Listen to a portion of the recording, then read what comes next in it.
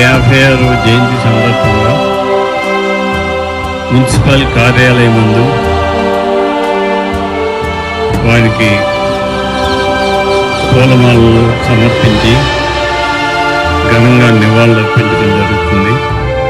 ఈ కార్యక్రమానికి కమిషనర్ గారు, స్పెషల్ ఆఫీసర్ గారు, ఆర్టీఓ గారు, మున్సిపల్ సిబ్బంది, కోళ్ళ నాగేశ్వరరావు గారు, బాపిరాజు గారు, ఇతర పెద్దలందరూ మహాత్మా గాంధీకి నివాళులర్పించడం జరిగింది.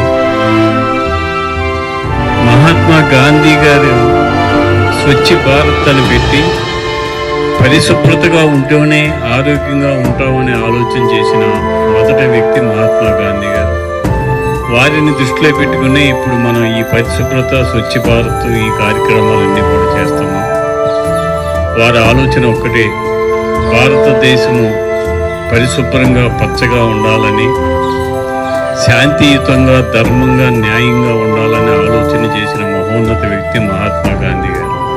ఆయన వేసిన శాంతి మార్గమే ప్రపంచమంతా కూడా ఇప్పుడు గాంధీ మార్గమే గొప్ప మార్గం అనే ఆలోచన చేస్తున్నాయంటే వారి శాంతి మార్గం ఎంత గొప్పదో మనం అందరం కూడా ఒక్కసారి ఆలోచన చేయాలి. అటువంటి మహనీయునికి ఈరోజు మనం నివాళులర్పిస్తూ ఆ మహాత్మా గాంధీ 156వ జయంతి ఉత్సవాల్లో అందరూ పాల్గొని కార్యక్రమం జయప్రదం చేసినందుకు అందరికీ అభినందనలు తెలియజేస్తాను.